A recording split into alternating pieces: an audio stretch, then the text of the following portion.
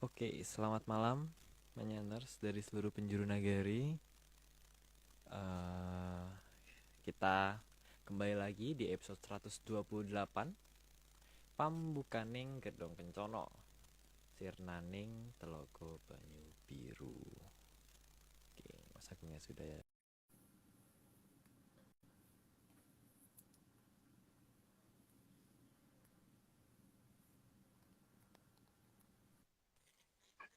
Halo Arya, Halo, halo Om, suaraku ya. aman? Aman aman. Suaraku aman nggak? Aman Om, aman, aman, aman. Tahu soalnya jaraknya. Ini jaraknya baru Om, atau pakai meja baru atau gimana? Enggak sih, enggak meja baru ya. Meja tetap pakai meja yang lama. Cuman ini kan masalahnya posisinya aku pindah lagi di tempat saudara di Jakarta. Hmm, ini sepertinya Di- eh, Mbak itu udah di Junior ya? Sudah, Udah. sudah, sudah standby. Harusnya sebentar lagi akan bergabung. Oke. Oke. Gimana? Berarti Om posisinya sedang di Jakarta berarti Om sekarang belum tidak di timur berantas berarti. Ya, ya. Ya, mungkin masih di Timur Berantas, tapi di Jakarta. Gitu. Oke, oke, oke. Ini sebentar. Tadi sudah aku invite.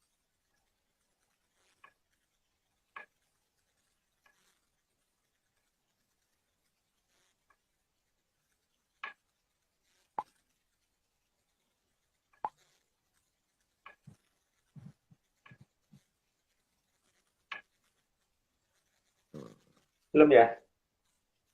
Aku udah invite sih. Oh, unable to join. Atau dianya belum request ya? Udah sih Om, udah online. Tadi Coba. mm, tadi aku udah invite mungkin tadi enable-nya. Ah, ini udah Oh, bergabung di dalam. Nah, itu dia. Malah Halo. kebalik sebentar. Aku bodoh. Nah, halo Mbak. Halo. santai. Ini Rahayu, rahayu, rahayu. Rahayu. Bendalu kok sonten. Sonten pagi ya, sok jawab saya. oh iya. Iya Kita malah masih ada semangat pagi. Kita semangat Masih pagi semangat pagi berarti. soalnya. Iya. dari tadi nggak sih latihan sinar matahari terus sih ya, jadi anu di dalam Ya. ruangan. Gimana nih Suara Mbak saya Sari? terdengar yang baik ya. Aman? Bagus ya, jelas. Di mana posisi? Saya di Jakarta, di Haji Nawi. Tidak jauh Hmm. dari Pondok Indah. Biasanya kalau udara bagus begini kedengaran Bapak siapa dipanggil ditunggu ke depan gitu. Oh iya iya. Eh di ini ya apa kemarin kan yang menghubungi kita tuh Mas Boni. Dengan Mas Boni kenal deket ya Mbak Sari. Ya, Maksudnya kami Mas Boni satu perjuangan. manggilnya apa ya? Bu Sari atau Bu apa sebaiknya? Oh iya, aku manggilnya Eh, apa ya? Sa- ya, ya, Sari aja lah. Mau manggil Mbak boleh, Mbak aja lah biar muda. Mbak. Mbak aja biar muda. Kalau tante nggak ya? Dipanggil Dengan Beda-beda Bu aja. juga nggak apa-apa. kita Muda, muda makin bagus. saudara ya Bu. Halo Mbak. Iya. Kalau kalau saya sih biasanya kalau teman-teman deket saya suka manggil saya Mbok gitu, karena saya kayak Mbok-mbok. Jadi saya terima aja kalau dipanggil Mbok. Iya Aku iya. manggilnya Mbak aja, Mbak Sari berarti ya. Enggak. Iya. Oke, Enggak. oke. Nah, itu juga Sari loh. Bu Sari juga loh. Aduh. Oke, kalau gitu hari ini kita ada berapa slide? 104 slide. Mbak sudah siap menyumbangkan suaranya? Kan? Jadi kita mulai langsung aja atau gimana? Boleh, Boleh boleh, mulai. boleh, boleh. Oke, Oke. langsung aja. Eh, Jadi Pambukaning Gedong Kencana part 2.3 Sirnaning Telaga Banyu Biru slide 1. Telaga atau danau adalah air yang terjebak dalam suatu cekungan sehingga terlihat seperti genangan yang sangat luas. Seharusnya Jadi air telaga itu sangat jernih. Nomor satu dulu. Jadi, oh satu dulu, oke oke oke. Maaf, saya orang baru. Ya, jadi di sini kan pada dasarnya kita mencurigai tentang keberadaan Danau Banyu Biru. Danau Banyu Biru yang katanya orang zaman dulu itu wangi gitu, pakai kata wangi-wangi gitu, tapi wangi apa gitu kan.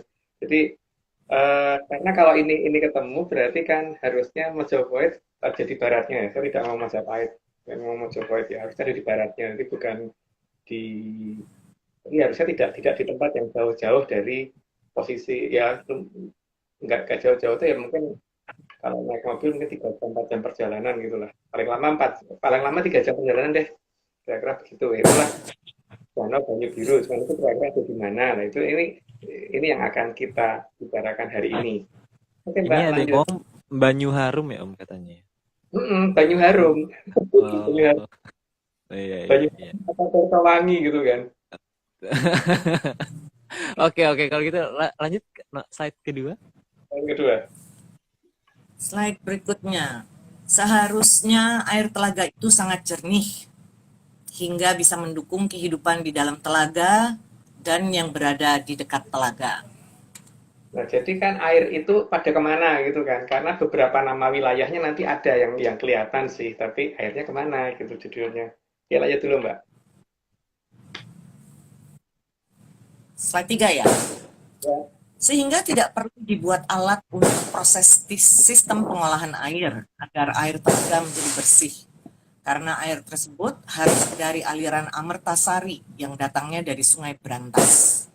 Nah, Sungai Berantasnya sendiri kan waktu itu sudah kita prediksi kira-kira ada di mana gitu kan. Yang jelas ada loh ujungnya pelabuhan. Nama pelabuhan di selatan cuma satu, terus makin ke utara banyak Namaci, gitu. Terus kemudian tiba-tiba tuh ada loh daerah namanya Tanjung Barat, tiba-tiba ada daerah namanya Kaliboto, dan ada daerah-daerah yang namanya Jati Bening dan sebagainya. Itulah kira-kira nggak jauh dari Berantas. Nah, karena alirannya itu sekarang juga disembunyikan, maka danonya ini juga disembunyikan. Lanjut, Mbak. Maka telaga juga bisa difungsikan untuk menyimpan penyimpanan air yang akan digunakan saat musim kemarau tiba. Jadi keberadaan Telaga Banyu Biru seharusnya letaknya tidak jauh dari Mojopahit. Karena memang untuk cadangan air ya, salah satunya untuk cadangan air itu. Jadi memang harus ada daerah itu gitu. Dan daerah itu memang nggak mungkin jauh dari Mojopahit. Dan ini tidak di Jawa Timur gitu kan. Lanjut, Mbak. Tentu saja posisi Mojopahit bukan di Telaga Banyu Biru, tetapi Telaga Banyu Biru posisinya berada di dekat Mojopahit. Di sini kita ngomong Mojopahit ya, Mbak. Bukan Majapahit. Karena Majapahit di mana nggak tahu kalau Mojopahit karena ada nama Prabu Hayam Wuruk kan jelas tuh karena Hayam itu bukan sebutan Jawa Tengah Jawa Timur, sebutan Jawa Barat kan.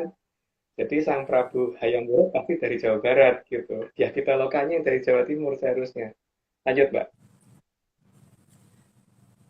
Sehingga posisi keberadaan Telaga Banyu Biru akan membuat penamaan beberapa daerah dekat telaga akan mengenang nama dari telaga tersebut, terutama di daerah terakhir sebelum Telaga Banyu Biru disurutkan sampai habis airnya. Jadi nama-nama wilayahnya masih akan mendukung ya. Jadi di mana sih Telaga Banyu Biru itu atau di mana sih tempatnya Tirto Harum itu atau eh, ya itulah. Yang jelas itu tempatnya harus masih ada dan bahkan di zaman Mataram masih ada. Makanya di zaman Mataram masih ada Bupati Banyu Biru dulu. Lanjut, Pak. Saat akhir dari genangan Telaga Banyu Biru terjadi di zaman Mataram. Di saat itu Sultan Agung Anyakra-Kusuma memerintahkan kepada Citrosoma agar bisa menyurutkan dan mengeringkan Telaga Banyu Biru untuk dijadikan Kabupaten Banyu Biru. Berarti kan kalau dalam bahasa Jawa Barat banyu atau air itu apa sih ngomongnya apa gitu. Jadi kan harusnya jelas ya ada nama Banyu Biru itu apa gitu loh. Jadi eh, Banyu Harum atau Tirto Wangi itu apa gitu, di mana gitu. Lanjut Mbak. Jadi proses pengeringan air Telaga Banyu Biru terjadi pada akhir kerajaan Mojopahit sampai ke zaman kerajaan Mataram, di zaman Sultan Agung Anyakra-Kusuma. Jadi bahkan di sini seharusnya kita mulai berpikir ratanya Sultan Agung itu di mana sih sebenarnya gitu loh. Kira-kira beliau itu orang mana sih gitu. Ya mungkin banyak orang ngomong itu di daerah Jawa Tengah sana, tapi kok kayaknya nggak jauh dari Jakarta. Lanjut, Mbak. Akibat dari penyurutan Telaga Banyu Biru, maka terdapat banyak nama di daerah pasir di daerah yang lumayan tinggi. Jadi ada nama pasir-pasir gitu kan, entah itu pasir apa gitu. Karena aku belum pernah ke wilayah itu, jadi mungkin aku nggak ngerti nama wilayahnya pasir-pasir apa gitu. Bahkan mungkin ada wilayah yang pakai nama pasir yang ini ya, yang sering dilewati orang gitu di daerah situ gitu. Di dekat daerah yang dulu pernah menjadi telaga eh, Banyu Banyu Harum atau Tirtawangi itu. Lanjut, Mbak. Ada juga yang karena waktu itu sudah agak surut dan dikira pasirnya dari kali, maka dinamakan Pasir Kali Iki. Jadi itu penamaan yang mungkin orang akan ngomong itu asal gadok gitu ya. Jadi karena memang genangnya tinggal kecil ya itu pasir dari kali ya gitu kan, kali iki, kak sungai ini gitu kan. Lanjut, Mbak. Karena pasir itu seharusnya ada di bibir telaga, bibir pantai, ataupun bibir sungai.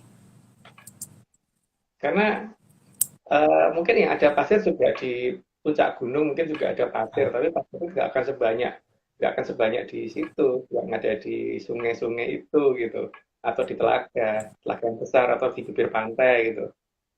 Yang jelas kalau dalam negeri banget, pasti pasir, daerah berpasirnya juga banyak. Lanjut, Mbak. Pasir juga bisa berasal dari daerah yang pernah tergenang sangat lama.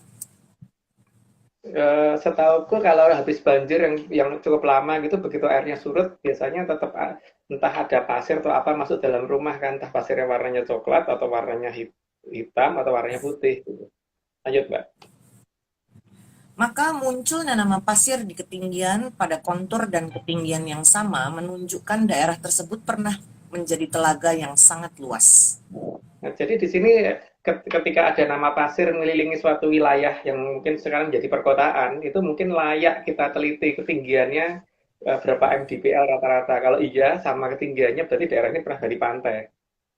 Tapi pantai dari suatu telaga atau danau itu tadi Tirto Harum. Lanjut, Mbak.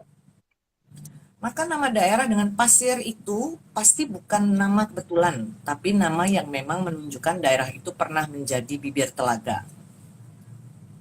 Karena penamaan itu memang tidak asal, pasti penamaan itu ada ininya, apalagi daerahnya urut gitu. Kalau kita perhatikan dari nama air birunya, terus kemudian nama pasir-pasirnya, terus beberapa nama wilayah yang sekitarnya itu juga menunjukkan nama bekas telaga besar, bekas danau besar gitu. Jadi ini pasti Banyu Harum itu pasti di situ gitu. Lanjut, Mbak. Sehingga di daerah yang memakai nama awalan air seharusnya mempunyai ketinggian yang lebih rendah daripada daerah yang mempunyai nama pasir. Dan kenyataannya memang begitu kan, rata-rata kalau kita perhatikan nama-nama yang menggunakan nama air itu, entah itu pakai nama apa gitu, pasti lebih lebih rendah di wilayah yang di daerah yang ada nama pasirnya gitu. Itu bisa dilihat dari peta kontur ya. Lanjut, Pak. Dan di beberapa daerah yang ada genangan air terakhir pasti juga menunjukkan nama dengan sebutan air. Itu nama-namanya banyak sih, bisa pakai nama rawa atau apa gitu, tapi mungkin kalau nama rawanya udah nggak ada ya, tapi harusnya ada sih nama rawanya itu, rawa apa gitu. Tapi yang jelas daerah itu memang pernah ada genangan pasti di situ, dan genangannya dari daerah yang dulunya pada batas daerah yang bernama pasir, terus kemudian menyurut makin lama makin menyurut pelan-pelan gitu, dan daerah genangan terakhir pasti mendekati nama-nama yang pakai nama rawa. Lanjut, Mbak. Maka beberapa genangan air terakhir di zaman Mataram sangat bisa dilacak di mana saja tempatnya. Karena kelihatan dari nama-namanya itu kelihatan jelas gitu loh. Dan mungkin kalau ada yang namanya di slide itu anggap aja kebetulan gitu, karena memang kita orangnya serba kebetulan. Lanjut, Mbak. Dan daerah yang menjadi genangan air terluas di akhir keberadaan Telaga Banyu Biru pasti akan juga mempunyai wilayah yang luas, yang dulunya disurutkan oleh Citra Soma yang menjadi Bupati Banyu Biru pertama. Jadi sebenarnya Citra Soma menjadi Bupati Banyu Biru itu beruntung sih karena itu karena kebandelan dia sebenarnya tadinya. Tapi mungkin ceritanya nggak perlu diungkap di sini. Tapi cuman yang jelas Bupati Banyu Biru itu harusnya posisinya tidak jauh dari Jakarta. Tidak jauh dari Jakarta tapi sebelah timur Jakarta seharusnya. Timur Selatan ya. Lanjut Mbak. Penyurutan Telaga Banyu Biru dimulai oleh Pangeran Bondan Kejawan atau nama lengkapnya Pangeran Kebondan Kejawan. Ya namanya aja udah kejawan, mudah-mudahan ngerti deh maksudnya apa. Tapi kalau aku nggak ngerti, jadi lanjut aja Mbak. Pangeran Bondan Kejawan menyurutkan Telaga Banyu Biru karena tidak terima dengan anak buah Sumundur yang waktu itu adu debat dengan Ki Lurah Sabdo Palon. Kejadian memang itu ada di tengah-tengah Danau Banyu Biru ya. Jadi eh, mungkin tidak perlu diungkap di sini ceritanya. Yang jelas pernah terjadi hal seperti itu. Berdasarkan dongeng ya. Jadi ini bukan hal yang layak dipercaya. Lanjut Mbak. Waktu itu anak buah Sumundur yang tugasnya jogo sungai membuat Telaga Banyu Biru menjadi wangi dengan maksud agar Ki Lurah Sabdo Palon tunduk kepadanya. Tetapi Ki Lurah Sabdo Palon tetap tidak mau tunduk setelah Telaga Banyu Biru menjadi wangi. Ya karena bagi beliau hal seperti itu bukan mukjizat. Karena bagi beliau itu adalah hal yang gampang dan biasa gitu. Tapi kan ini dalam dongeng ya. Cerita dongeng. Jadi jangan dianggap serius. Lanjut Mbak. Ki Lurah Sabdo Palon justru tidak mau melawan dan mengatakan kalau hanya seperti itu, biar momongannya yang paling mudah saja yang nanti akan menghilangkan sang Banyu Biru. Makanya yang diperintahkan kemudian ya tadi Pangeran Bondan Kejawan. Gitu. Lanjut Mbak. Maka para putra dari Mojopahit memberitahu semua tata cara agar Telaga Banyu Biru bisa menghilang. Paling tidak agar tidak wangi dulu. Nah cerita ini jangan dianggap serius ya. Ini dongeng. Lanjut Mbak. Maka Ki Lurah Sabdo Palon mendatangi dan kemudian memberitahu Pangeran Bondan Kejawan agar segera menyurutkan Telaga Banyu Biru dengan cara memindahkan airnya ke daerah yang tidak bisa ditebak oleh peradaban yang tidak mengenal beliau. Ya, yang jelas kalau nggak ngerti menyan memang akan bingung sih dipindah kemana airnya karena air sebanyak itu gitu disurutkan kemana dan dirubah jadi apa gitu. Lanjut Mbak. Yang pertama dilakukan adalah menguapkan dulu bau wangi agar menjadi tanda di sana pernah ada silih wewangi. Maka di tempat itu akan dikenal orang dengan nama Silih Wangi. Karena yang tadinya wangi dibikin jadi nggak wangi lagi gitu kan. Lanjut Mbak. Wewangian yang tidak menguap maka harus dilarutkan ke dasar telaga agar bisa terjadi silih wewangi. Itu dongengnya begitu. Lanjut aja Mbak. Pengendapan zat yang membuat wangi dilakukan dengan menggunakan zat kimia yang sudah dikenal oleh sang pangeran. Banyak sih cara-cara pengedapan sing itu ada proses koagulasi dan sebagainya. Tapi yang jelas bukannya zaman dulu tuh primitif ya, karena mereka ngerti cara-cara seperti itu. Lanjut Mbak. Sehingga membuat wangi bisa mengendap selama 5 hari dan total bisa terjadi silih wewangi selama 5 hari. Dongengnya begitu. Lanjut aja Mbak. Selain itu, air Telaga Banyu Biru juga menjadi lebih bersih setelah silih wewangi terjadi. Karena Lalu tempat yang karena gini Mbak, untuk ikan dan sebagainya itu memang butuh air yang benar-benar jernih, jadi bukan yang ada baunya. Karena kan persyaratan air yang bisa dikonsumsi dan air yang bisa dipakai untuk hidup hewan dan sebagainya itu kan ada kan. Dan yang bisa ya sekarang gini aja, coba aja kalau misalkan di kolam ikan kita taruh ini apa namanya minyak wangi, kemungkinan ikannya mati loh. Lanjut Mbak. Lalu tempat yang digunakan untuk mengalirkan air keluar dari telaga dibuka dan tempat itu ditandai dengan batu yang dinamakan Sang Hyang Tikara. Nah, sayang Tikoro itu ada di mana saya nggak tahu. Tapi jangan ditanyakan ke saya ya, karena Saya tidak tahu tempatnya di mana. Itu yang tahu mungkin ya di atasku ini Aryo itu. Bentar, ini Aryo udah 30 ya. Udah 30, udah 30. Ini disclaimer Oke. dulu. Aduh, nih Disclaimer. ceritanya seru banget. Kayaknya semangat banget tadi Mbak Sari tuh bacanya seneng deh. Aku tuh semangat gitu, semangat banget. Dengan penuh semangat. Ada yang sangat menarik gitu bahwa di situ dikatakan ada citra soma. Nah, kebetulan ya sebenarnya tidak ada yang kebetulan ya. Eh, Keluarga besar saya itu masih ada terah dari Tuban yang namanya citrosoma. Dan Hmm. sekarang itu biasanya dibilangnya adalah citrosoman gitu kan. Dan kebetulan citrosoman itu adalah Bupati Tuban pertama pada zaman Mojopahit. Jadi saya jadi yang loh gitu. Walaupun ini katanya kan dongeng, tapi kok ya oh gitu. Ya, yang namanya dongeng boleh dong mirip-mirip. Boleh banget. Saya seneng dongeng. Percaya syukur nggak ya udah kan gitu. Oke, Aryo, di ini, di disclaimer-nya di ini dulu. Oke. Kan ini ya. Ini ada kiriman baru lagi.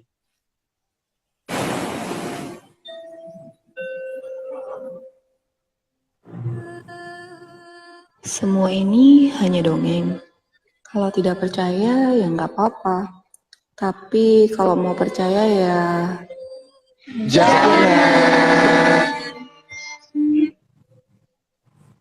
Keren, keren. Bagus. Ini dari teman-teman di Jemberana, Bali. Bagus. Teman-teman di sana ngirim 2 video kan. Yang nanti video berikut, yang pertama nanti deh, yang kedua ya. Keren, Ini keren. paling semangat, Menyanders paling semangat karena ngiriminnya tiap minggu kayaknya, hampir tiap minggu. Ngirim Nah, baru, keren keren keren. Nih, aku kemarin itu sebenarnya mau ini, ada yang bilang dari eh, dari Tirtowangi itu katanya dia mau bikin kok nggak jadi-jadi ya. Aku nagih, aku menagih nih, aku menagih. Menyanders Tirtowangi. ya Oke, banyak kalau gitu, wangi gitu ya. iya. Kalau gitu lanjut aja yuk. Lanjut, Mbak. Oke. 31. Nah, pemompaan air keluar dari Telaga Banyu Biru menggunakan teknologi yang sangat maju di zaman itu. Makanya ada di dekat tol itu ada daerah di KM sekian itu, yang daerah itu menjadi pusat ininya ya, apa penyimpanan energi sementara sehingga kadang-kadang ketika over over kelebihan kapasitas sehingga harus dilepas itu akan membuat orang jadi kehilangan orientasi jika daerah itu sering banyak kecelakaan. Nah itu di mana nggak tahu ya. Itu dekat tol. Lanjut, Mbak.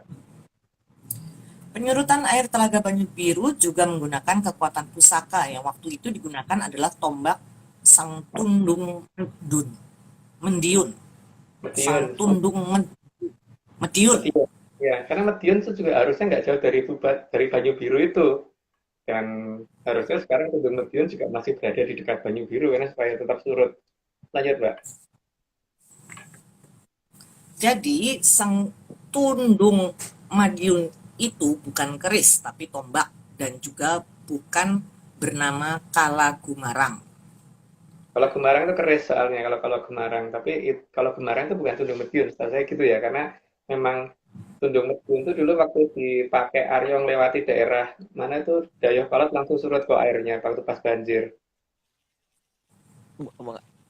Dipakai siapa? Lupa aku namanya, lanjut Mbak. Oh, lupa ya. Oh, Ya. iya. Lah lu. Yuk lanjutkan. Karena Kala Gumarang itu berwujud keris sedangkan Tundung Mediun berwujud tombak. Juga Kala Gumarang itu bukan spesialis untuk membuat surut air karena di sana tidak ada pamor singkir warih atau singkir air. Kalau yang ada singkir warihnya kan salah satunya kayak tunjak semi yang dulu pernah dipakai oleh Antowerio, Pangeran Antowerio atau Diponegoro. Itu tapi itu wujudnya keris kalau itu. Tapi kalau Tundung Medion itu juga seperti itu ada singkir warihnya jadi bisa menyurutin air. Jadi eh, kalau ada pamor singkir warihnya itu hujan pun bisa minggir. Lanjut, Mbak. Sedangkan Tundung Mediun ada pamor singkir warihnya sehingga juga bisa digunakan untuk menghentikan hujan dan banjir asal di tangan orang yang bisa menggunakannya. Ya, syaratnya itu loh ya, bisa menggunakan. Kalau tidak bisa menggunakan ya walaupun dia pegang pusoko seberapa pun ya tetap aja hanya jadi besi, bukan bukan jadi pusoko. Karena harus ngerti cara gunainnya dulu. Lanjut, Mbak. Sang Pangeran Bondan Kejawan juga memanfaatkan gejala kapilaritas untuk memindahkan air Telaga Banyu Biru ke tempat yang lebih tinggi. Jadi gejala kapilaritas itu kan gejala mengalirnya air ke atas kalau melewati pipa kapiler. Jadi kalau misalkan ada pipa kecil dimasukkan ke dalam air, pasti airnya akan naik. Atau mungkin paling gampangnya itu kayak kertas tisu tuh kalau dicelupin ke air kan airnya pasti akan naik ke atas kertasnya itu namanya gejala kapilaritas. Itu digunakan juga untuk memindahkan air oleh Pangeran Bondan Kejawan. Lanjut, Mbak. Gejala kapilaritas itu gejala di mana air akan bergerak ke atas jika diletakkan di pipa yang diameternya lubangnya kecil. Ya makin kecil berarti makin tinggi ya anunya air mengalir ke atasnya. Lanjut, Mbak. Karena sifat air mempunyai daya adesi yang lebih besar daripada kohesi, sehingga permukaan air cenderung melengkung seperti pada gambar. Jadi bukan bukan melengkung begini ya, tapi melengkungnya begini karena cekung cekung kayak mangkok gitu. Jadi karena eh, kalau yang melengkung begini itu air raksa, kalau yang begini itu air karena itu tadi penjelasannya sudah dari nomor 38. Lanjut, Mbak. Maka gejala kapilaritas akan sangat membantu untuk memindahkan air ke ketinggian tertentu. Karena yang menggunakan gejala kapilaritas pasti dipindahkannya ke tempat yang lebih tinggi, bukan ke tempat yang lebih rendah. Karena kalau ke tempat yang lebih rendah pasti gampang diduga kira-kira kemana. Lah beliau memindahkan ke tempat yang lebih tinggi supaya nggak jadi duga. Lanjut, Mbak. Dan seberapa tinggi air bisa dipindahkan juga bisa dihitung menggunakan rumus fisika. Itu kalau anak-anak SMA pasti bisa ngitungnya lah. Lanjut, Mbak.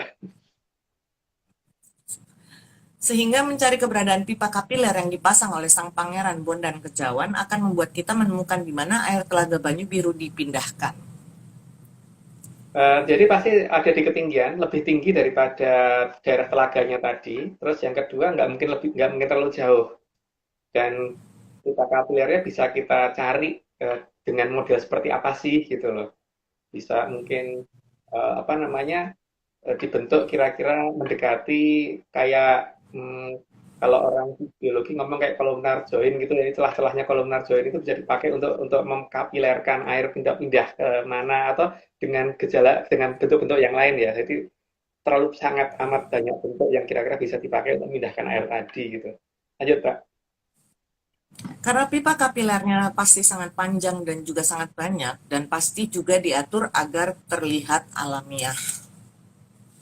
Sangat dibikin kelihatan seolah alamiah, tapi kalau kalau jeli sih itu pasti nggak alamiah itu. Jadi tergantung kita bagaimana apakah apa-apa itu akan kita anggap alami atau tidak gitu aja sekarang. Lanjut, Mbak. Warna dan jenis material dibuat semirip mungkin dengan daerah sekitarnya sehingga terlihat sangat alami. Memang seolah-olah kelihatan alami, tapi pasti kelihatan nggak alami sih kalau air bergerak ke atas itu nggak wajar gitu aja sebenarnya. Lanjut, Mbak. Selain itu juga dibuat agar pipa kapilernya tidak tersumbat, agar penyusutan air bisa berjalan seolah-olah alami. Makanya butuh waktu yang sangat lama dari jam paling tidak ada sekian generasi kerajaan karena itu tadi untuk supaya supaya menghilangnya seolah-olah alami. Lanjut, Mbak. Jadi dalam menyembuhkan sang banyu biru tentu harus disembunyikan di tempat yang tidak terduga. Dan yang tidak bisa diduga itu bukan di bawah, tapi justru di atas. Karena pola air mengalir kan dari atas ke bawah lah. Jadi kalau dipindahkan ke atas pasti nggak akan dipikirin. Jadi pasti dipindahkan ke atas.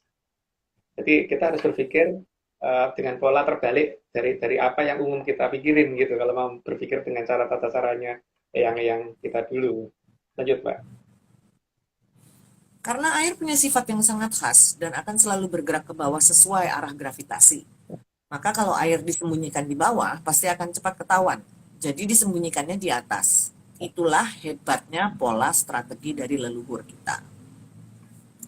Jadi di sini kita mungkin harus mulai mencurigai di ketinggian tuh daerah mana sih yang menggunakan nama air gitu kan. Lanjut, Mbak. Maka agar air tidak kembali turun, di daerah tersebut harus dibekukan, sehingga di daerah itu menjadi daerah yang hampir tidak ada air terjunnya. Menarik. Di pegunungan itu biasanya kan walaupun dingin, tapi air terjun pasti banyak. Lah daerah itu pasti nggak ada air terjunnya. Karena memang daerah itu tempat air dibekukan. Lanjut, Mbak. Karena airnya naik ya, jadi nggak ada yang turun. Iya, Mbak. Air dari Telaga Banyu Biru yang sudah ditarik ke atas selalu dibekukan sehingga tidak bisa mengalir turun lagi. Tapi tetap akan kelihatan karena kita bisa ngecek dari ketinggian wilayah dan kemudian kita bandingkan temperaturnya di wilayah itu gitu kan. Dibandingkan dengan wilayah yang lain kira-kira daerah itu lewat ekstrim dingin apa enggak gitu kan. Lanjut, Mbak. Pembekuan menggunakan energi alam yang bersifat geotermal untuk mengalirkan zat yang bisa menyerap kalor dari air Telaga Banyu Biru tersebut. Jadi banyak proses yang digunakan dan mungkin beberapa teknologi belum ada di zaman sekarang ya malahan, tapi ada di zaman lama. Lanjut, Mbak. Yang jelas ada cairan yang mudah menguap yang mampu menyerap kalor dari air Telaga Banyu Biru yang proses kerjanya mirip freon AC dan lemari es. Tapi bukan CFC atau teknologi lain yang saat ini kita kenal. Dan secara baunya akan kelihatan seolah-olah alamiah gitu kan. Jadi kira-kira bau apa gitu kan. Tapi itu pernah dibuat apa ada sih kalau di beberapa cerita lama baunya jadi bau seperti apa gitu. Lanjut, Mbak. Efek sejenis freon yang menguap tersebut akan mampu menyerap kalor dari air Telaga Banyu Biru sehingga akan tetap membeku. Jadi ada daerah yang kemudian dipakai untuk tempat pelepasan kalornya ya. Jadi seperti lemari es itu kan harus ada tempat pelepasan kalornya. Biasanya di belakang yang ininya ada pipanya muter-muter gitu. Kalau nggak di samping kadang-kadang tergantung yang bikin perusahaannya apa gitu lah. Beliau juga sudah perhitungan itu, tapi terus dibikin sealamiah mungkin gitu, Mbak. Lanjut.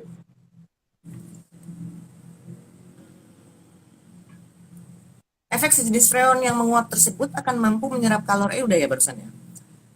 Nomor Sumber 5. energi yang 52 kan. Sumber energi yang digunakan juga tidak boleh terlalu jauh dari lokasi penyerapan energi di sana sehingga proses aliran zat sejenis freon bisa berlangsung sangat lama. Sangat lama, pelan dan ini tapi pasti gitu loh. Jadi memang itu membutuhkan waktu sekian generasi kan sampai benar-benar hilang. Lanjut, Mbak. Sehingga tempat membekukan air di daerah itu akan dikenal dengan nama air membeku. Ya, harusnya kan sudah dikenal ya. Namanya kira-kira apa sih air membeku dalam bahasa Kawi atau Sanskerta itu gitu loh. Lanjut, Pak. Sehingga di atas daerah air membeku pasti akan sangat dingin dan pada ketinggian yang sama daerah tersebut akan lebih dingin dibandingkan daerah lain. Jadi itu perlu dipercepati ya. Daerah itu mempunyai temperatur yang lebih dingin dibandingkan daerah yang lain di ketinggian yang sama. Bahkan di daerah yang ketinggiannya lebih tinggi ya. Bahkan di daerah yang mungkin lebih lebih tidak ada polusi sekalipun itu tetap lebih dingin. Lanjut, Mbak. Selain sering mengembun, daerah itu juga akan sering berkabut karena dinginnya dari dalam tanah.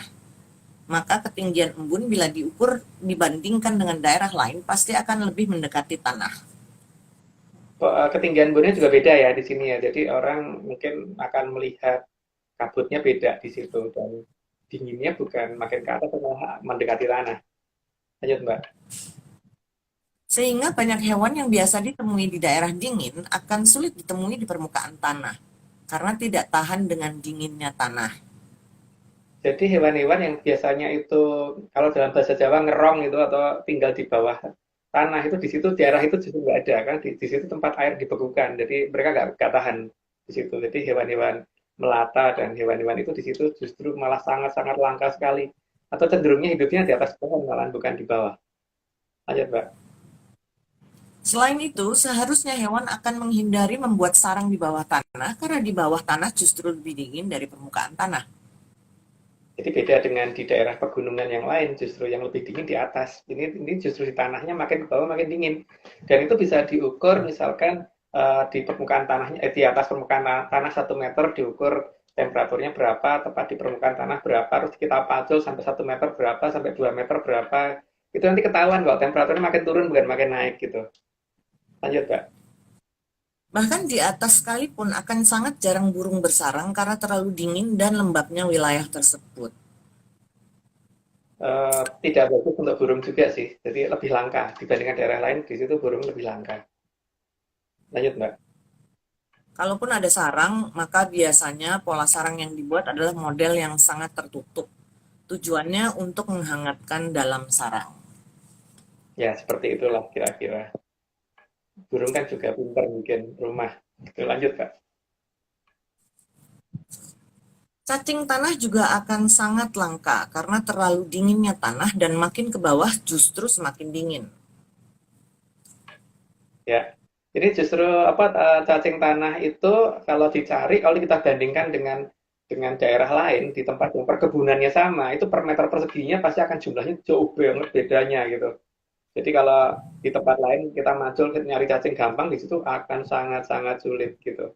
Nah, ini karena sudah 60, berarti disclaimer yang kedua. Monggo Bapak Aryo. Oke, siap. Sudah.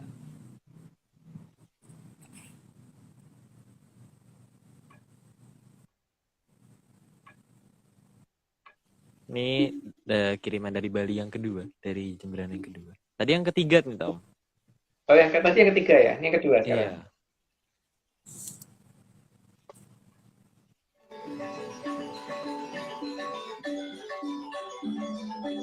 Semua ini hanya dongeng.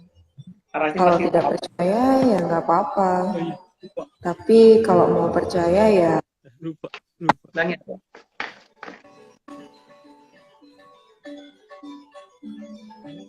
semua ini hanya dongeng. Kalau tidak percaya ya nggak apa-apa.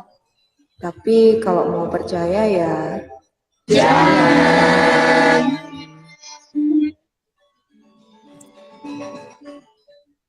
Oke. Oke, Mbak, moga dilanjut. Beberapa tempat juga dipersiapkan untuk menampung air yang kembali mencair dan agar kekuatannya tidak bisa digunakan, maka airnya dibuat berbau tidak sedap. Wah, itu di mana aku nggak tahu deh, tapi kayaknya pernah pernah dengar gitu aja. Lanjut, Mbak. Namun karena dari aliran Amertasari, maka paling tidak masih bisa digunakan untuk menyembuhkan beberapa penyakit kulit. Menarik. Yang jelas seperti itu ya, tapi cuman itu di mana aku nggak tahu. Lanjut, Mbak. Lokasi itu juga akan membuat efek halusinasi karena ada beberapa reaktor yang membuat sinyal diskret sehingga susah dilacak. Jadi kalau membawa probe ini kita waktu itu kan ngajak temen yang ahli sinyal dari Jogja itu emang ada sih kita lacak emang ada sinyal diskret yang aneh di situ sih. Tapi tidak mungkin dijelaskan di sini. Jadi lanjut aja, Mbak. Selain itu, daerah tersebut juga diamati dari kejauhan, maka dengung sasradara akan lebih jelas di lokasi tersebut meskipun saat ramai. Denging yang ada di telinga kita itu loh, nging, itunya beda dan getarannya lain. Kali kalau kita ukur memang lain ya. Jadi tergantung tuh biasa mendengarkannya bagaimana gitu. Kalau nggak pernah berusaha membedakan ya mungkin nggak akan kelihatan alami biasa-biasa aja. Tapi suara itu lebih kencang di lokasi itu daripada di tempat lain. Lanjut, Mbak. Sehingga beberapa sinyal pada frekuensi ultrasound akan bisa terlacak di sana. Itu seperti yang ada di Gunung Lelakon di daerah Soreang, Bandung yang di mana ada piramid besar di sana yang sekitar 300 meter itu juga sama. Ada sinyal yang ngelok ke sana di frekuensi ultrasound sekitar 28 kHz atau berapa itu lupa saya. Sekitar segitu ya. Dan itu kalau bergerak makin tinggi biasanya kalau jengking keluar sih. Dan kalau jengking makin tinggi lagi ular keluar. Jadi eh, kita juga harus ngecek dengan itu ya. Karena kalau tidak kan berarti tidak. Kalau kita tidak boleh meneliti wilayah itu kan nanti akan kelihatan dari getarannya akan bergerak ke arah mana gitu. Kalau bergeraknya menurun berarti kita aman, nggak akan diganggu oleh hewan-hewan seperti itu gitu. Lanjut, Pak. Bila menggunakan probe yang benar, maka sinyal akan terlacak di beberapa reaktor kunci yang digunakan untuk membangkitkan mesin pendingin di sana. Yaitu peralatannya tidak bisa kita buka apa saja, tapi yang jelas kita pernah mencoba gitu aja. Lanjut, Mbak. Sinyal akan terlacak pada frekuensi 28 kHz yang biasanya digunakan untuk mengunci atas piramid lelakon yang ada di Bandung. Kita ngomongnya Bandung ya, karena Bandung tuh di mana nggak tahu.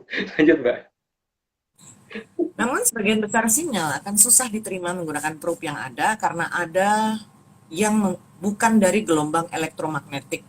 Namun paling tidak ada yang menggunakan gelombang elektromagnetik. Ada yang mengenai gelombang elektromagnetik. Jadi memang dalam penelitian kita tidak boleh kurang menyan gitu. Jadi memang teknologi iya, tapi menyan harus yang lebih utama gitu. Lanjut, Mbak. Jadi menggunakan rasa akan sangat dianjurkan dalam melacak lokasi tersebut. Ya, tapi itu bagi yang bisa merasakan ya. Tapi kalau tidak bisa merasakan ya kita tidak menganjurkan. Lanjut, Mbak. Jika kurang peka dalam menggunakan rasa, rasa, maka bisa menggunakan hewan untuk mencari tempat-tempat yang bisa membuat mereka gelisah.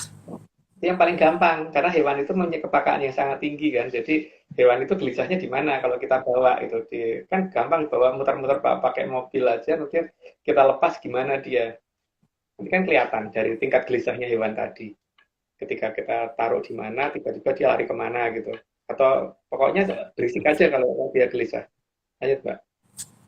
Karena tingkat kegelisahan hewan di sana akan menunjukkan seberapa besar intensitas sinyal sastra darah yang membuat hewan tersebut tidak nyaman. Jadi ini yang kita gunakan untuk melacak sesuatu hal yang tidak bisa dilacak dengan karena tidak bukan gelombang elektromagnetik ya. Kalau bukan gelombang elektromagnetik, berarti kita harus menggunakan probe yang lain. Nanti hewan kita gunakan sebagai probe-nya. Lanjut, Mbak. Karena secara naluri dan penciuman, terkadang hewan memang lebih peka daripada manusia. Itu yang aneh di situ loh. Harusnya kan manusia itu punya kepekaan yang sama. Tapi kenapa kok kepekaan kita hilang gitu loh? Dengan makin pinter kok malah makin hilang gitu. Harusnya kan enggak ya. Lanjut, Mbak. Pinter. Karena manusia lebih sering mengabaikan gejala alam daripada hewan, sehingga naluri dan kepekaan manusia terhadap alam cenderung menghilang. Karena kita selalu ngomong sebentar-bentar alamiah gitu loh, sebentar alamiah. Kalau tidak bisa dijelaskan terus langsung nggak boleh diberitakan gitu kan. Jadi seperti kasus bis pahala kencana yang tiba-tiba masuk ke hutan di daerah Grobogan itu kan harusnya itu dibahas toh, bukan kemudian dihilangkan aja beritanya gitu loh. Jadi sebenarnya teknologi itu kalau kurang nyan kan nggak bisa jelasin, gitu aja kan. Yang jelas apa ya iya manusia itu kalau dikatakan makhluk paling sempurna kok sama hewan nalurinya kalah gitu, kepekaannya kalah kan enggak dong harusnya. Lanjut, Mbak. Karena logika barat yang saat ini dianut cenderung akan menjauhkan kita dengan logika masa lalu, di mana leluhur yang sudah memprediksi cara berpikir kita sehingga bisa menyembunyikan air dari telaga Banyu Biru yang tak sempat terpikirkan. Dan sekarang logika barat itu kita tuh sejak kecil kan diajarin tuh nggak boleh membantah, Mbak. Ya seperti misalkan gini ya, kalau kalau 10 dibagi 2 itu kan sama dengan 5. Tapi kalau 10 dibagi setengah itu kan sama dengan 10 kali 2 per 1 sama dengan 20. Nah, sekarang kalau aku punya 10 permen coklat, aku minta guruku untuk bagi setengah apa dibagi setengah supaya jadi 20 apa ya bisa guruku gitu loh kan. Kenyataannya kan itu tidak bisa diterapkan, tapi itu dijadikan patokan untuk menghitung di matematik loh, Mbak. Jadi kan artinya sesuatu hal yang ini apa namanya dalam skala praktek nggak bisa dipraktekkan aja itu kita harus kita diwajibkan menganggap itu benar gitu loh. Sedangkan mereka menelitinya aja nggak bisa, tapi nganggap itu salah. Padahal jelas-jelas kayak tadi matematik itu ada bagian-bagian yang layak dipertanyakan. Itu baru dari matematiknya ya, belum seperti ada orang ngomong untuk kekalahan energi massa sebelum dan setelah reaksi kayak apa kekalahan massa sebelum dan setelah reaksi tetap. Tapi kalau kita punya telur ayam itu kita masukkan inkubator yang bisa keluar masuk telur itu kan cuma udara. Tapi kenapa terjadi penambahan kalsium di tulang ayam? Kenapa terjadi penambahan darah Fe atau satu di tulang apa di darah ayam dan sebagainya gitu? Penambahan kalsium tadi bukan hanya di tulang ya, di paruh ayam sama kuku ayam datangnya dari mana gitu kan? Itu itu tapi tetap hukum kekalahan massa harus dianggap benar itu loh Mbak. Padahal jelas-jelas kalau dari telur ayam aja udah jauh dibantah itu nggak bener kan? Ya itu logika kurangnya itu memang. Lanjut Mbak. Karena kalau kita berpikir ke arah kiri, maka leluhur justru membuatnya ada di kanan. Maka justru yang dianggap masuk akal justru akan menjauh dari lokasi sebenarnya. Pokoknya kita harus berpikir arah terbalik. Yang kita anggap benar itu mungkin malah salah gitu. Jadi yang kalau ada cerita bahwa sejarah nenek moyangnya begini, kita harusnya curiga bahwa jangan-jangan bukan itu gitu. Karena cerita sejarah yang saat ini beredar itu sangat jauh dari cerita yang ada di pewayangan, cerita-cerita yang ada di cerita dari orang tua dan sebagainya gitu loh. Coba aja dilacak semuanya itu. Jangan langsung gugon Tuhan gitu loh. Jadi apa iya kerajaan kerajaan itu ada di Jawa Tengah, Jawa Timur dan sebagainya. Nah, sekarang kita ngomong bahwa katanya Mataram kuno ada di Jawa Tengah, tapi kenapa cerita tentang apa namanya buaya itu kenapa kok adanya di daerah Jawa Barat gitu kan? Itu kan anu ya sangat-sangat nggak normal gitu loh. Jadi apa iya satu kerajaan apa semua kerajaan itu sudah kita temukan atau malah seluruh kerajaan belum pernah ditemukan semuanya gitu loh. Apa ya iya gitu loh. Kita harus percaya dengan Belanda bahwa cerita Belanda begini. Apa iya rontal-rontal yang ada itu benar dan sebagainya harusnya mulai dicari gitu. Jadi Saya kita setuju tuh Mas. kemudian percaya gitu aja. Tapi kalau kalau dengan apa Atlantis series sebaiknya jangan percaya karena ini cuma dongeng. Lanjut nggak? Ya, bebas tapi. Sehingga sangat mampu menggiring orang sebanyak mungkin agar berpikir salah dalam menganalisa. Nah, masalahnya tuh itu loh Mbak coba toh. Kalau kita berpikir tuh pakai harusnya pakai kepala ya. Kalau namanya analisa itu berpikirnya pakai apa ya? Kok namanya analisa? Aku nggak ngerti artinya deh. Tapi kalau kenapa nggak brand Lisa gitu kan? Lanjut Mbak. Karena dalam menganalisa tidak melibatkan faktor dari mana datangnya cahaya abadi, tapi hanya berdasarkan apa yang ada dalam tulisan asing dan beberapa decoy di lapangan yang memang sudah dipersiapkan oleh leluhur. Ya karena analisa ya Mbak. Analisa gitu ya masalahnya ya. Mbok ngomongnya katanya dari Ana dan Lisa, tapi ngomongnya tetap analisa. Tetap gabung di depan bukan di belakang. Lanjut Mbak. Apalagi kalau logika yang digunakan adalah logika mendasar atas munyuk dan keturunan munyuk, jelas akan sangat jauh. Ya karena kalau kita tuh percaya gitu loh, katanya manusia kera dari kera. Kan seharusnya kalau seperti itu yang kera, yang punah tuh keranya dong. Kenapa yang punah kok malah manusia keranya gitu? Nah, jadi ini sebenarnya tuh kalau manusia keranya yang punah kan berarti manusia keranya tuh harusnya pada posisi awal kan. Jadi berarti posisinya sebenarnya bagaimana? Apakah manusia kera berubah menjadi kera atau jadi manusia atau manusia kera berubah jadi manusia atau manusia jadi kera gitu kan? Yang bener yang mana gitu loh. Tapi nggak mungkin manusia kera ada di posisi tengah karena yang kalau secara hukum adaptasi seharusnya hilang itu keranya dulu bukan manusia keranya dulu. Yang hilang punah pertama adalah yang tidak bisa beradaptasi. Jadi manusia keranya yang tidak bisa beradaptasi. Berarti kan posisi akhir itu entah keranya entah manusianya gitu.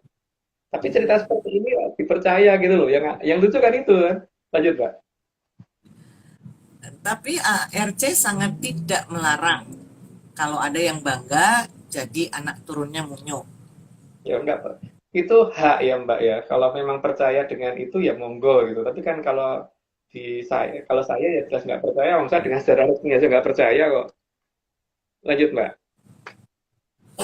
Agar air Telaga Banyu Biru tidak terisi lagi oleh air dari aliran Amertasari, maka perlu dibuat bendungan yang membatasi aliran dari Sungai Brantas ke Telaga Banyu Biru.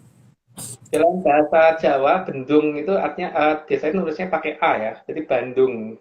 Ya, sekarang kira-kira bandungannya itu di mana? Nggak tahu deh. Ada nggak nama wilayah yang pakai nama Bandung itu di mana gitu. Lanjut nggak? Maka beberapa wilayah di dekat Sungai Brantas mengaliri air ke Telaga Banyu Biru harus dibendung. Yang jelas, kalau mengerti maka bandungannya itu pasti akan ketahuan ada di sebelah mana. Dan itu pasti ada banyak perbukitan yang merupakan timbunan. Dan perbukitan timbunan itu pasti daerahnya dari batu kapur. Karena batu kapur itu tidak ada di ketinggian seharusnya. Karena itu harusnya ada dari intrusi dasar laut yang naik ke permukaan. Jadi kalau itu tiba-tiba ada di ketinggian itu layak dicurigai. Apalagi kalau bawahnya bukan tanah kapur. Lanjut, Mbak. Dalam bahasa Kawi, di Bendung lebih sering dikatakan di Bandung. Ya, itu tadi sudah dibicarakan. Nanti lanjut aja, Mbak. Maka bendungan juga sering disebut bandungan. Dan tentunya bandungan itu untuk membendung beberapa kanal yang dari aliran Amertasari. Nah, itu di mana posisinya nggak tahu ya. Jadi lanjut aja, Mbak. Setelah bandungan digunakan untuk membuat agar aliran Amertasari tidak bisa menuju Telaga Banyu Biru lagi, maka bandungan itu kemudian ditimbun dan dibuat sealamiah mungkin. Makanya deretan pegunungan kapur itu kalau dari arah Berantas itu akan lebih banyak ke arah timur, yang ke arah barat itu lebih sedikit.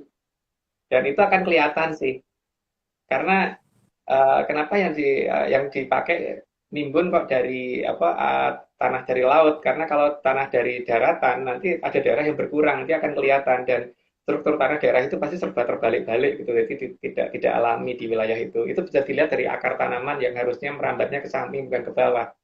Lanjut, Mbak. Maka daerah di mana bandungan itu berada pasti kalau diteliti secara geologi akan terlihat seperti patahan. Padahal daerah ini adalah patahannya. Mereka kan ngomongnya gitu dalam patahan gitu, karena mereka tidak bisa melihat sampai ke dalam dan mereka tidak ngerti mitos di wilayah itu apa gitu kan. Tapi kan itu versi mereka, mereka berhak mengatakan seperti itu, tapi kita juga berhak mengatakan itu bandungan bukan patahan. Lanjut, Mbak. Batuan yang ada di bandungan itu seharusnya juga batuan breksi dengan bagian antar batu seperti dicampur sehingga seolah-olah alamiah. Jadi yang dinamakan batuan breksi itu batuan yang kayak kayak dicampur bareng, kayak bronjongan gitu, Mbak. Dan batuan itu akan kelihatan nanti fragmen-fragmennya tiap batuan itu beda-beda dan kayak diambil dari tempat-tempat yang berlainan gitu. Jadi bukan dari satu pegunungan gitu kan, kelihatan dari situ. Jadi kelihatan kan bentuk-bentuk bentuk batunya itu beda-beda gitu. Kalau bentuknya beda-beda berarti dia pasti ada kontraktornya gitu, Mbak. Kesimpulannya. Lanjut, Mbak. Batuan breksi yang ada amat sangat keras sehingga bisa menambah kuatnya bandungan tersebut dalam mengatasi kekuatan besarnya aliran air Amertasari. Dan itu kalau dicampur dengan asam tinggi itu juga tidak gampang larut ya. Jadi asam kuat tidak gampang larut. Bahkan pakai yang aqua regia juga tidak gampang larut. Jadi eh, beberapa batuan kalau dipecah kalau kemudian di grinding kemudian dianalisis di laboratorium pasti ada beberapa material yang ini nanti akan kelihatan bahwa ada material yang tidak ada dalam sistem periodik. Lanjut, Mbak. Akibat penyusutan air Telaga Banyu Biru secara perlahan sampai ke zaman Bupati Citrasoma, maka di wilayah tersebut akan ditemukan banyak batuan sedimen. Nah, itu ada di mana? Aku nggak tahu ya. Yang namanya sedimen kan kelihatan berlapis-lapis gitu kan batuannya gitu loh. Itu ada di mana nggak tahu. Tapi daerah itu pasti banyak banget. Lanjut, Mbak. Fragmen batuan breksi juga akan terlihat dari beberapa batuan yang berbeda dan dari daerah yang berlainan. Ini semua tergantung dari sang kontraktor yang dipasrahi proyek penutupi bandungan. Jadi proses batu breksinya juga kelihatan nanti per berapa meter sekali akan ada perbedaan fragmen yang itu sangat mencolok sekali gitu loh. Jadi itu kelihatan nanti oh ini berarti kontraktornya beda gitu. Tapi di sekian sekian kilometer akan sama nanti tiba-tiba langsung beda lagi gitu. Bedanya di jarak yang selalu sama gitu. Itu akan kelihatan bahwa oh ini kontraktornya beda, ini kontraktornya ada lain lagi gitu. Lanjut, Mbak. Karena sangat paham dengan pola berpikir kita, maka meskipun aneh bentuk batuan seperti ini akan tetap dianggap alamiah. Meskipun tidak bisa menunjukkan proses terbentuknya, hanya teori saja tanpa bisa membuktikan kebenaran teori tadi dan hanya nggih-nggihan saja terhadap teori barat. Jadi ada banyak teori, salah satunya di geologi itu ada yang namanya columnar join gitu kan. Tapi kalau kita pertanyakan, coba Bapak bisa nggak sih bikin columnar join dengan bentuk yang alamiahnya seperti itu gitu? Pasti nggak akan bisa. Karena columnar join seperti itu tuh memang tidak alamiah seharusnya. Oke, ini sudah sampai 90. Aryo, disclaimer ketiga. Oke, ini ada. Dari Petualangi ya. Iya. Udah langsung ngirim. Baru udah disebut hari ini langsung ngirim. Oh, Oke. dari Enggak, bukan sama yang sama. Ini anak dongeng. Kalau tidak percaya, Bapak. Kalau percaya, ya jangan. ya. Oke. Aryo, yang dari Bali tadi udah dimasukin YouTube belum? Belum, Om. Belum. Hari ini aku masukin. Sudah. Oke. Oke. Lanjut, Mbak. 91. Semua jenis pola tiang pancang untuk membandung, termasuk untuk pola decoy-nya, memang dibuat sebanyak mungkin agar posisi bandungan tidak terlacak. Jadi pasti akan dibuat sebanyak mungkin dari titik itu, Mbak, supaya mereka waktu meneliti itu nggak supaya arah penelitiannya error gitu, apa error, melenceng dari tempat yang sebenarnya gitu. Nenek moyang kita Hmm. jangan hitung semuanya sih supaya tidak bisa dilacak tuh gimana gitu, dan bagaimana sih supaya supaya orang kalau posisinya di timur supaya berpikir di timur supaya mikirnya ke barat gitu, atau kalau posisi selatan mikirnya ke utara gitu. Itu sudah dihitung benar-benar oleh leluhur kita. Eh, ya kita bisa lihat Redi Jayabaya meramalkan zaman dari zaman Koloduro ke zaman Kolobendu sampai ke Kolosubo sampai ke Kolosuroto itu cukup urut. Jadi kalau sekian sekian sekian zaman aja bisa digambarkan dengan sedemikian urutnya, maka kalau hanya mengurut seperti itu kan mereka bisa banget supaya nggak terpikir seperti apa gitu. Lanjut, Mbak. Meskipun di mana Bandungan disembunyikan tidak bisa terlacak, tapi secara turun-temurun, wilayah di dekat Bandungan akan tetap mengenang namanya walaupun pernah di Bandung dekat wilayah itu. Emang untuk ngeselin aja sih Mbak, Bapak itu ada nama itu gitu kan. Jadi sadari atau tidak, itu ada nama itu kan. Dan orang anggap itu alamiah ya, terserah. Tapi kalau kita tidak alamiah itu, kita menurut versi kita adalah itu alamiah nih, bukan alamiah. Lanjut Mbak. Maka pencarian Bandungan itu memang tidak boleh jauh dari posisi nama yang masih tersisa, dan itu harus menghilangkan pola berpikir alamiah.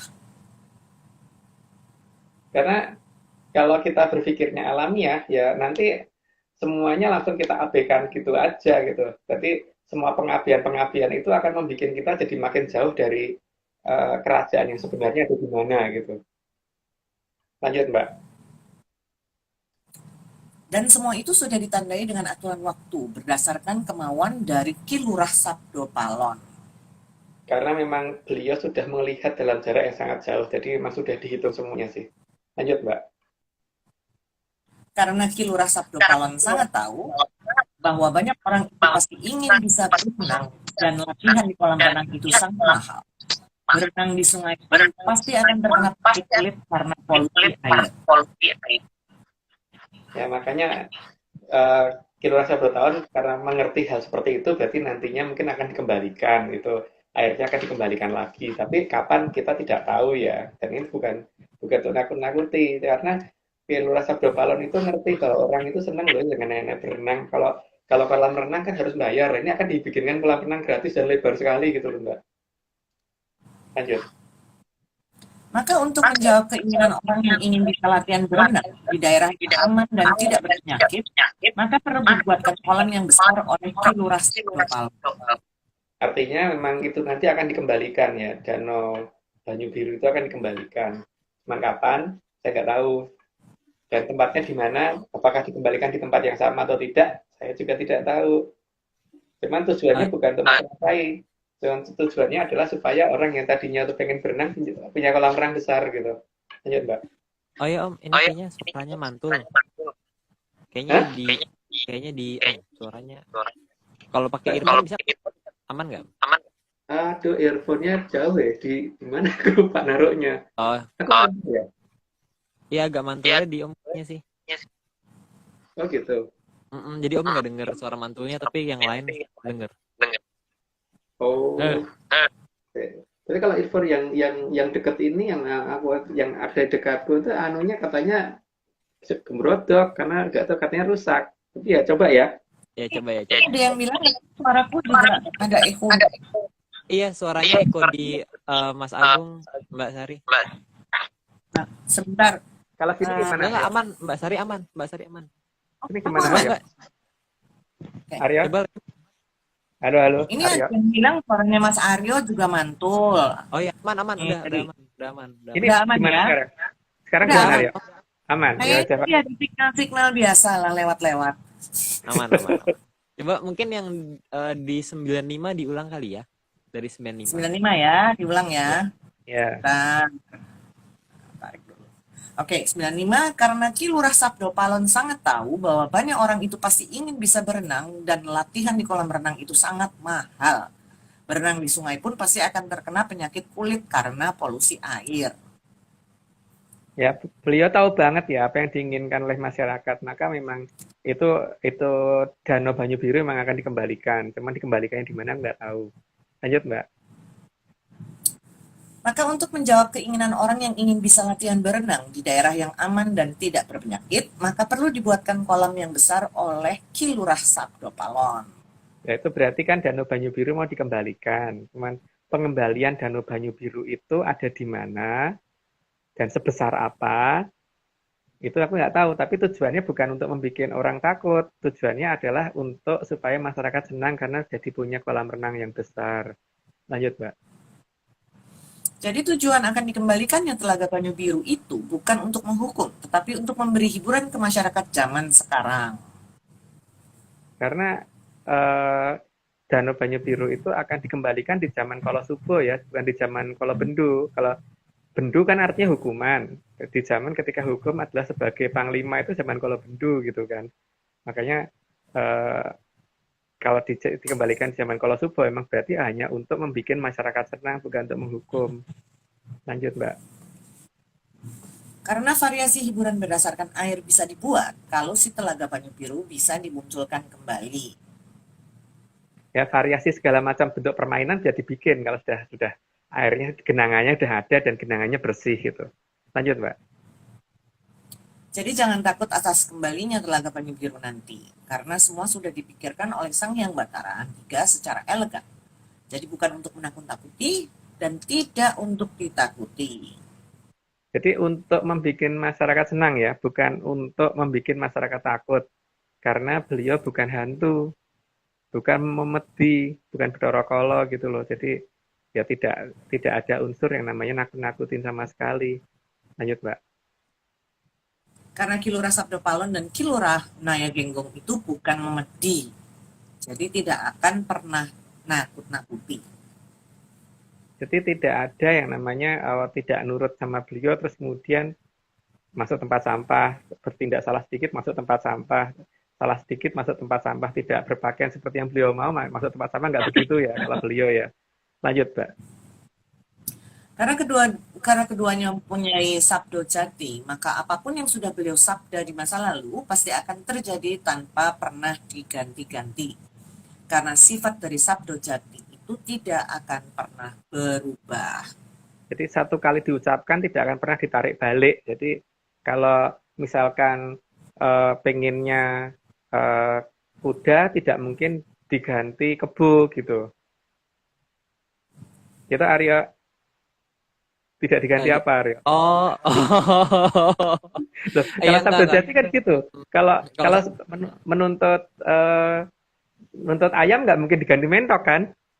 iya betul Om. Kalau nuntut ini Jadi kalau nuntut kuda nggak jadi kebo. Oh, lucu. enggak. Jadi kalau yang diminta ayam tidak mungkin diganti mentok atau Jadi kalau jadi nggak mungkin yang di tengah-tengah tuh lagi proses minta nih udah dari depan mata tiba-tiba diganti nggak mungkin. nggak mungkin. Nggak mungkin. Sedang dieksekusi itu tiba-tiba diganti itu nggak mungkin. Itu berarti bukan Nggak sabdo jati gitu aja. Itu, Lanjut, itu Mbak. patut dipertanyakan itu. Hmm. Oke, Menarik. lanjut. Lanjut 102 ya. Ya, Karena memegang sabdo jati, maka beliau tidak akan pernah mengganti apapun dengan alasan apapun. Jadi sangat memegang dan menepati janji. jadi sabdo Pandito Ratu tan kena wala-wali ya. Jadi apalagi kadewatan itu lebih tidak boleh bolak-balik. Apalagi yang di atasnya kadewatan. Ngucap tidak boleh tarik balik gitu kan. Seharusnya begitu. Makanya kalau sudah minta munyok nggak mungkin boleh Diganti diganti onta. jerapah gitu nggak boleh. Nggak boleh diganti onta juga. Nggak boleh. Jangan ontak. Oh, jangan deh. Ini ada yang Berapa? bilang gitu menyandar tadi yang bilang itu tadi. Kalau udah menyan jangan diganti yang lain-lain juga, gitu kan? Mahal loh Iya. menyan. Iya, Mbak. Terakhir, Sampun arsa konduripun sang Telaga Banyu Biru, arsa miwiti wangsulipun tatanan lami kang giring, denging angin-angin ngantos wangsul dados Telaga Madirda. Atisipun kang waring andamel wangsulipun kamulyaning Tribuana. Jadi ini tidak mungkin diterjemahkan ya, karena itu kan hanya permintaan yang mereka minta kita tulis, ya sudah kita ini gitu. Tapi pada dasarnya kembalinya Telaga Banyu Biru itu pasti setelah Jamur Dipo ya. Jadi Jamur Dipo itu apa? Aku tidak tahu. Yang jelas itu akan ada di daerah yang ada tulisannya Ukara Ino itu, gitu kan. Yang tapi kan ini ketika Madura Negari Megathok miring Surabaya itu kan sudah hampir terjadi nih. Sudah mepet terus ke arah Surabaya ya. Iya enggak? Iya, pokoknya Digempur terus di cara tempat gitu terus kan. Kan? ini kan di tempat adiknya Bathara Kala, kakaknya Bathara Kala di dunia itu ya Om ya. Iya, Di dan jagat ya. kalau pengen melihat pertandanya itu ada di Kebun Raya Bogor itu. Jelas banget penggambaran Jamur Dipo kan keluar dari mana, terus kemudian apa tuh namanya di daerah yang pasti yang dia dukung ada yang pakai trisula. Terus eh, posisi mepetnya akan ke arah mana kelihatan sih di Kebun Raya Bogor. Tapi kalau ngerti tempatnya ya di sebelah mananya ya. Tapi kalau aku dan Aryo kan nggak tahu ya, kita Aryo ya. Iya, aku nggak pernah. Ya nggak tahu. Gitu. Jadi tapi Jamur Dipo keluar tuh tidak perlu khawatir karena urutan apa yang harus dikerjakan kan sudah dibahas di episode-episode sebelumnya, mulai dari Prabu ini, Prabu itu, dan sebagainya sudah kita buka, dan itu kita buka di sini untuk supaya jangan dipercaya, ya. Jangan dipercaya, gitu ya. Jadi kayaknya Saya gitu. nggak percaya, saya pengen tahu lebih banyak karena saya tidak percaya. Makanya jangan percaya Mbak, jangan percaya ya. Yang penting itu aja. Saya nggak percaya, tapi saya seneng banget sama dongeng. Jadi kalau misalnya ada lagi, saya harus tahu lagi karena kan saya nggak mau percaya, tapi saya mau tahu kan gitu. Dilihat dari urutan nama wilayah aja deh Mbak. Nanti akan kelihatan kok. Nenek moyang kita sudah meninggalkan nama wilayah itu urut gitu. Nah mungkin sebagai titik awal wilayah yang harus Mbak cari adalah dari nama Jeger dulu. Mungkin kalau di Jawa itu kan, kalau orang Jawa Barat kan ngomong seceng itu, kalau Jawa kan sejing ya. Jadi kalau Jeger itu berarti kan kalau di daerah sekitar Jakarta ini mesti nyebutnya Jeger gitu kan. Titik awalnya dari itu, nanti urutan ceritanya akan ketahuan. Ada daerah yang di Cawang dan sebagainya gitu. Di Cawang kan ditandai ya, nanti apa nanti kan ketahuan. Nah semoga bisa baca dari nama wilayah itu ya. Nah kalau sudah bisa baca kita diajari Mbak ya, karena kita nggak ngerti. Iya, aduh kita bingung ya sebenarnya. Kita cuma jago cerita Mbak, bukan ngerti gitu. Gitu. Iya. Ya moga-moga ini ya. Ya. Karena apa yang akan terjadi setelah Jeger itu ada di sekitar, ceritanya ada di sekitar itu gitu. Makanya nanti ada daerah namanya Sipayung dan sebagainya, itu ada dongeng di situ yang disembunyikan. Semoga bisa dipahami. Kan. Gitu. Cuman ya itulah, karena kita itu bukan orang yang pinter melacak nama wilayah, jadi ya kita nanti dikasih tahu kalau Mbak sudah ngerti ya gitu.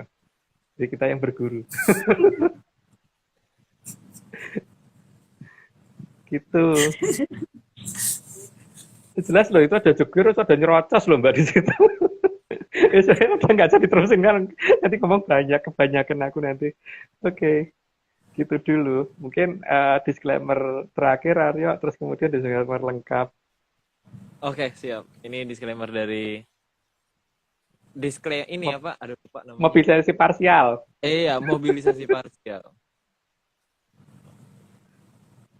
Cuma dongeng. Kalau tidak percaya, tidak apa-apa. Ini semua cuma dongeng. Kalau tidak percaya, tidak apa-apa. Tapi kalau mau percaya, ya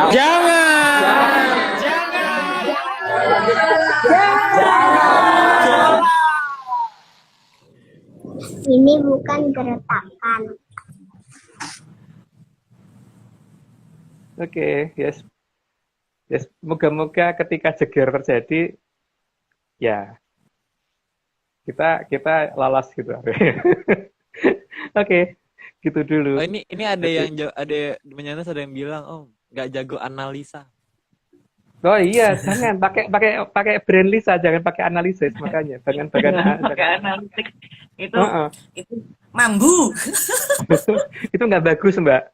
Berpikir tuh harusnya Mambu pakai brand, soalnya. bukan pakai yang itu gitu kan. Menganalisa. Mambu Heeh. soalnya, Mas.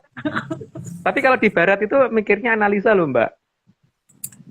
Sangat dipahami, Mas. Saya tumbuh dengan dua budaya gitu ya. Maksudnya bahwa saya dididik dengan cara barat, tapi saya menemukan hidup saya di sebelah timur itu. Jadi ya apa ya? Bukannya rasis, tapi white people privileges itu merasa dirinya jauh lebih hebat daripada kita. Padahal nggak usah dipercayalah gitu. Ya seperti tadi toh, beberapa dasar dari perhitungan di matematik dan sebagainya itu kan ternyata kalau dipertanyakan ulang nggak bisa itu. Iya kan? Nggak bisa dibuktikan loh itu. Iya. Kalau 5 dibagi setengah jadi 10 itu nggak bisa loh. Coba aja kalau kita punya HP 5 supaya jadi 10, kalau bisa dibagi setengah jadi 10. Aku kalau gitu bisa beli 10 HP tak bagi 1/1000 biar jadi 10.000 HP buka Iya, counter, Mbak. Punya sekilo emas juga betul. lumayan loh. 1 gram aja. Wah, cakep gitu. Mm-mm. Ya, Nah, iya. Dibagi banyak itu. sejuta. Wah, mantep. Mantap itu. Ya, itu efek analisis, Mbak. Efek analisa itu. Makanya biasanya semua yang dianalisa itu meh mambu, Mas. Oh, banyak. Ya wis. Oke, oke. Oke, kalau gitu. Terima Oke. kasih banget Mbak Sari. Kami Nah, matur Eh, nuwun mau ikut di sini. Terus oke Arya, monggo. Oke, ini disclaimer terakhir. Tim Athleticism Center atau ARC tidak pernah menjual jasa untuk berkomunikasi dengan para leluhur dalam bentuk ritual apapun. Waspada terhadap oknum yang mengatasnamakan tim ARC karena ritual resmi hanya dilakukan oleh Mas Agung Bimo, Mbak Vicky Ananda, dan juga saya sendiri. Dan untuk informasi resmi silahkan hubungi via DM IG @VickyAnandaReal. Ya itu Dia berapa ya, jam sehari Arya? beliau siap melayani selama 25 jam sehari, 25 8 jam hari dalam sehari. 8 hari dalam seminggu, 5 minggu dalam sebulan, 13 bulan dalam setahun. Baik. Luar biasa. Luar biasa. Mbak Vicky memang siap, keren sekali. Gitu. Oke, kalau gitu kita parade terima kasih, Om. Iya. Oke. Terima kasih tentunya sebesar-besarnya kepada Kitunggul Jati Jaya Morogo yang sudah mau menyediakan data dan juga menjadi pamong bagi kita semua. Terus kemudian juga terima kasih Bapak Agung, Mas Agung, yang sudah mau menjadi narasumber dan juga sudah mau membuatkan slide-nya. Kemudian juga Mbak Sari, terima kasih sudah mau menyumbangkan suaranya malam ini. Lain kali mau lagi, Mbak? Mau. Semangat. Kalau terus aku maksa. Waduh, gimana Om Agung? Ya boleh. Oke, siap. Kalau nggak boleh aku maksa loh. Oh, maksa ya? Boleh Tapi Mbak, boleh. ya yang jadi narator biasa gilir gumanti, Mbak. Jadi emang berganti-ganti. Oh, ganti-ganti. Ya nggak apa-apa. Tapi ya abis diganti itu saya lagi. Loh, cuman didongengi kok tertarik banget sih Mbak. Cuman dongeng loh. Saya juga suka dongeng soalnya, Mas. Jadinya ya kalau pendongeng ketemu pendongeng kan lumayan buat nambah pendongengan. Oh iya. Biar dongengnya makin nggak dipercaya. Oke, kita lanjut Yang penting lagi. jangan dianalisa ya Mbak ya. Jangan dianalisa iya, ya. benar. Oh, jangan enggak lah, Mas. Kan sudah paham bahwa analisa itu mambu, Mas. Jadi nggak usah lah. Jadi sebaiknya menyantas itu ketika mendengar live itu sebenarnya datang, dengarkan, lupakan gitu ya, Om. Harusnya gitu ya, Iya. Om ya. Harusnya begitu. Jadi jangan dianalisa, jangan lupakan. Oke, lanjut lagi. Terima kasih juga Mas Nogo tentunya yang udah mau merapikan slides, juga Bang John gambarnya seperti biasa. Indah sekali. Kemudian juga terima kasih juga Mbak Vicky, Om Iwan, Mbak Ade, Haskell, yang juga segelintir tim ARC lainnya. Dan terakhir terima kasih ke Pak Marius, kayak mungkin tadi di tengah-tengah datang kayak Pak Marius di kolom chat ada. Oke, sekian ya Om ya, ada pesan-pesan Ya, terakhir. ya, hati-hati dalam menganalisa. Hati-hati. Sebaiknya gunakan brand Lisa dengan analisa. Karena Oh, walaupun dari kata Ana dan Lisa, tapi tetap aja ngomongnya analisa. karena aku tadi baru nyari Om, analisis itu ternyata artinya breaking apa namanya, breaking down atau breaking up gitu, malah kan kesannya merusak gitu loh jatuhnya. Jatuhnya merusak, jadi agak aneh sebenarnya kalau misalnya dikatakan sebagai itu. Terus kemudian Mbak Sari ada kata-kata sebelum mengakhiri hari ini?